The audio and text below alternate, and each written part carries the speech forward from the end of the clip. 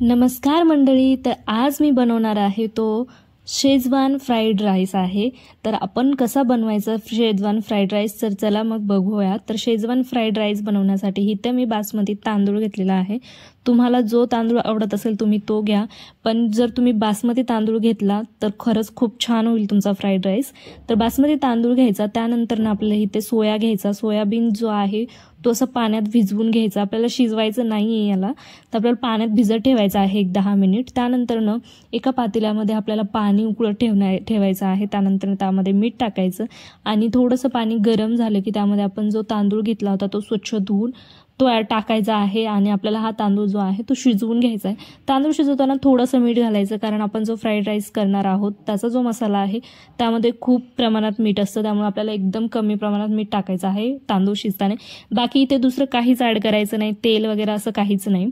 तर छान असं तांदूळ शिजवून घ्यायचा आहे. तर तुम्ही बघू शकता 10 मिनिटामध्ये ना आपला तांदूळ जो आहे तो एकदम छान शिजला जातो. आत्ता तर इथे 5 मिनिट झालेले आहेत आणि 10 मिनिटामध्ये एकदम भारी तांदूळ शिजतो. आता बघू शकता तांदूळ डबल झालेला आहे आणि खूप मस्त असा जसा हवा आहे आपल्याला सेम तसाच शिजलेला आहे.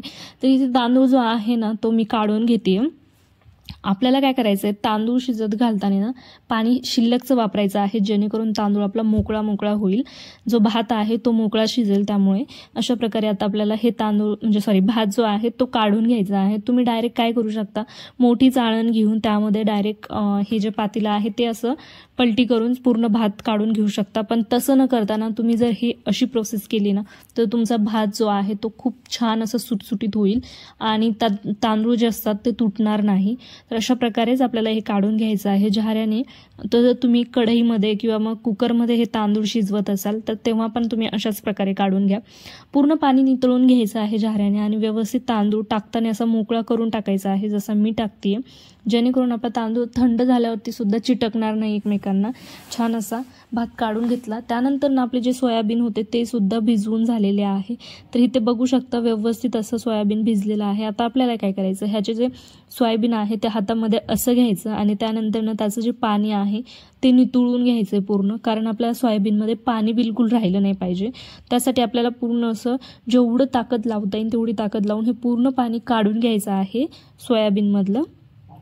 त्यानंतर ना आपल्याला सोयाबीनचं काय करायचं ते तुम्हाला पुढे कळेलच, पण तुम्ही ना सोयाबीन इथे कमी प्रमाणात किंवा जास्त प्रमाणात सुद्धा वापरू शकता. जर तुम्हाला सोयाबीन आवडतच नसेल तर तुम्ही सोयाबीन स्किप केलं तरी पण चालेल, पण सोयाबीन टाकल्याच्या नंतर आपल्या फ्राईड राईसला खूप छान टेस्ट येते. तुम्ही नक्की टाकून बघा एकदा.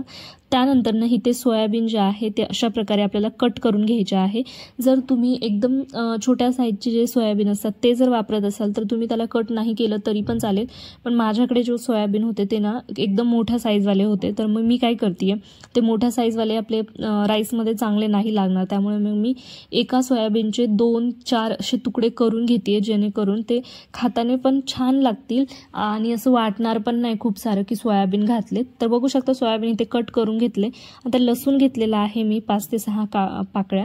ज्या लसूण आहेत तो सुद्धा मी असं बारीक कट करून घेते, बारीक चॉप करायचं आपल्याला.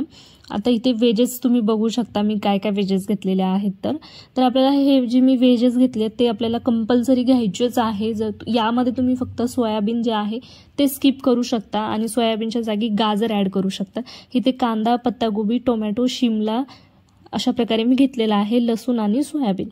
तर आता तुम्ही बघू शकता भात सुद्धा थंड झालेला आहे आणि तो मी तोडून दाखवते तांदूळ तुम्हाला. बघू शकता अशा प्रकारे आपल्याला शिजवायचा आहे हा भात.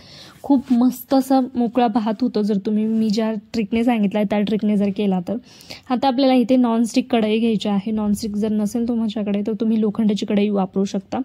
आणि इथे आता आपल्याला काय करायचं, तेल टाकून त्यामध्ये एका साईडला लसूण घालायचं आहे आणि एका साईडला कांदा घालायचा आहे. आता आपल्याला हे मिक्स तोवर नाही करायचं आहे, जोवर आपला जो लसूण आहे तो पूर्ण लालसर होत नाही तोवर. जेव्हा आपला लसूण जो आहे तो लालसर होईल तेव्हा आपल्याला काय करायचं, कांदा आणि लसूण असं मिक्स करून घ्यायचं. छान असा कांदा फ्राय झाल्याच्या नंतर ना आपल्याला काय करायचं, आपण जे व्हेजेस घेतले होते ते सर्व यामध्ये ॲड करायचे. एकदमच सर्व टाकायचे, थोडे थोडे, म्हणजे थोडंसं टाकून पुन्हा फ्राय करायचं, पुन्हा थांबायचं, असं करायचं नाही आहे. पूर्ण व्हेजेस जे आहे ते एकदम टाकून घ्यायचे. त्यांना व्यवस्थित असं मिक्स करून घ्यायचं आणि आपल्याला ह्यांना फ्राय होऊ द्यायचं एक 5 ते 7 मिनिट, म्हणजे आपले व्हेजेस जे आहे त्याचा कच्चेपणा निघून जाईल आणि आपल्याला झाकण ठेवून हे फ्राय करायचे आहे. तर इथे बघू शकता आता मी शेजवान फ्राईड राईस मसाला घेतलेला आहे, जो की मी तुम्हाला दाखवते. ह्याची ॲक्च्युअल प्राईस मला माहिती नाही आहे, 10 ते 15 रुपयाला एक पॅकेट मिळत असेल, कारण मी एकदम आणते त्यामुळे मला माहिती नाही आहे ॲक्च्युअल प्राईस.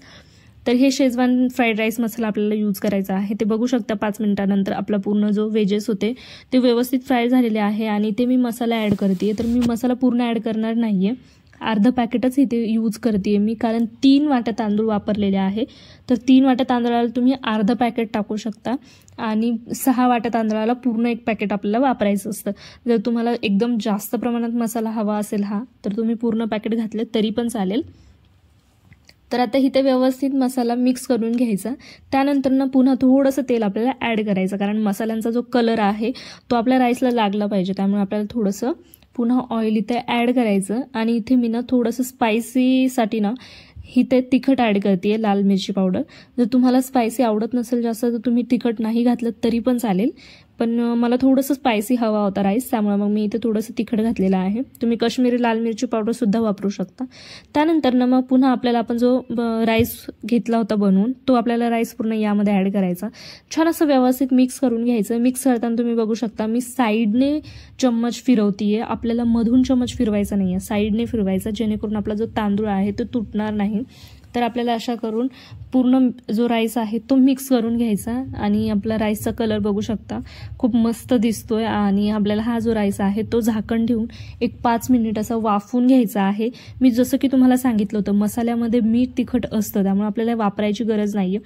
तिखट मी यूज केलेलं, पण मी मीठ फक्त शिजवताना घातलं होतं एकदम थोडंसं, नंतर मी मीठ जे आहे ते टाकलेलं नाही आहे. तर आता इथे आपला राईस जो आहे तो छान असा वाफवून झालेला आहे. तर मी आता सर्व करायला घेते. हा जो राईस आहे तो तुम्ही शेजवान चटणीसोबत खूप छान प्रकारे एन्जॉय करू शकता किंवा दहीसोबतसुद्धा एन्जॉय करू शकता. तर आता मस्त मी असं इथे गार्निश केलेलं आहे शिमला आणि पत्ताकोबीने. बघू शकता आपला जो राईस आहे तो रेडी आहे. तुम्हाला कसा वाटला नक्की कळवा. त्याचबरोबर चॅनलला सबस्क्राईब करून घ्या. आणि राईस जर तुम्हाला आवडला असेल तर नक्की ट्राय करून बघा, खूप मस्त लागतो खाण्यासाठी.